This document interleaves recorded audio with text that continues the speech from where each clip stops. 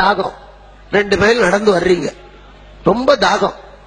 ஒரு கடையில் நின்று அப்பா ஒரு பெப்சி வடை, ஒரு பெப்சி பாட்டில் உடைச்சு கொடுக்கறோம். அதை குடிக்கிற வேகம் எவ்வளவு, ரொம்ப தாகம், மட மட மட மட மட ஒரு பாட்டில் குடிச்சிருவோம். இன்னொரு பாட்டில் உடைப்பா, இன்னொரு பாட்டில் உடைச்சா அந்த முதல் பாட்டில் குடிச்ச வேகம் 2வது பாட்டிலுக்கு இருக்காது. பாதி பாட்டில் குடிக்கிற வரைக்கும் வேகம் இருக்கும், அடங்கும். இன்னொரு பாட்டில் உடை, 3வது பாட்டில் உடைச்சா 1/4 பாட்டிலுக்குள்ளேயே வேகம் அடங்கிடும். 4வது பாட்டில் இருந்தா கையில தான் நிக்கும், அது ஏதோ இவ்வளவு குடிப்போம், வேகம் அடங்கும். எந்த உணர்வு ஆனாலும், கோபமானாலும், தாபமானாலும், காமமானாலும், துக்கமானாலும் ஆரம்பத்திலே இருக்கிற வேகம் முடிவில இருக்காது. ஒரு இறப்பு நடந்த உடனேயே ஏற்படுகிற அந்த துக்கம் 1 மாசம் கழிச்சு இருக்கா? இருந்தா அந்த இறப்பு நடந்த வீட்டுல இருக்கிறவங்க சாப்பிடக்கூடாது, தூங்கக்கூடாது, சினிமா பார்க்க, எல்லாம் தான் பாக்குறோம். அதுக்கு வார்த்தையும் சொல்லிடுவோம், உப்பும் தண்ணியும் சேர சேர எல்லாம் மறந்தும். அப்படி மறந்தாதான் வாழ்க்கை. அதையே நினைத்து கொண்டிருந்தா இல்ல. கல்யாணம் ஆன போது இருக்கிற காதல், கணவன் மனைவிக்குள்ளே இருக்கின்ற அந்த நெருக்கம், கல்யாணம் 10 வருஷம் கழிச்சு அன்பு இருக்கு, பாசம் இருக்கு, அந்த வேகம் இருக்கா? இல்லையே. கல்யாணம் எவ்வளவு நாள் ஆச்சு நீங்க யாரையுமே கேட்க வேண்டாம். தெருவில் ஒரு ஜோடி நடந்து போனா அவ்வளவு பெரிய ரோடு, பஸ்ல இவ்வளவு பெரிய சீட்டு, 2 ஒட்டிக்கிட்டா உட்காரு, இடையில காத்து கூட போகாது. அதுல இருந்தே தெரிஞ்சுக்கலாம் இது கல்யாணம் இப்பதான் 10 நாள் ஆயிருக்கு. 2 பேத்துக்கு இடையில ஒரு சாண் இடைவெளி இருந்தா கல்யாணம் 2 மாசம் ஆயிடுது.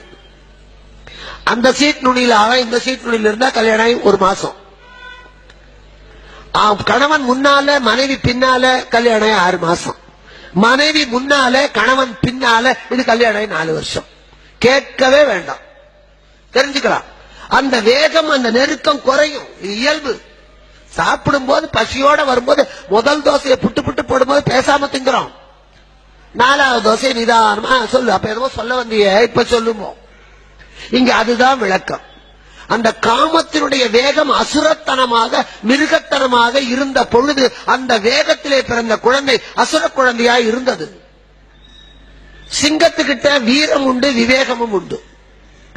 சிங்கம் பசி எடுத்தாலும் யானையைத்தான் அடிக்கும், வேட்டையாடுகிற போது பெரிய மிருகங்களை அடிக்கும், சுண்டலியை போய் திங்காது. பசி எடுத்தால்தான் சிங்கம் வேட்டையாடுமே தவிர, பசி எடுக்கவில்லை என்றால், நம்ம சின்ன குழந்தை படிச்சிருப்போம் சிங்கமும் சுண்டலியும். சிங்கத்து மேல சுண்டலி ஏறி விளையாடினா கூட சிங்கம் துரத்தாது. பசி எடுத்தால் மட்டும்தான் வேட்டையாடும். அது மட்டுமல்ல, வலது பக்கமாக விழுந்தாத்தான் சாப்பிடுமே தவிர இடது பக்கமாக விழுந்தா சாப்பிடாது. தனக்கென்று ஒரு எல்லையை வகுத்துக் கொள்ளும், அந்த எல்லைக்குள்ள அடுத்த சிங்கத்தையும் விடாது. சிங்கம் ஒண்ணுதான் குடும்பத்தோட வாழும்.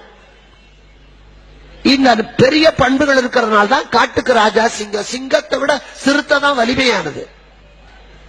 ஆனா சிறுத்தை ராஜா இல்ல, புலி நினைச்சா சாப்பிடும்.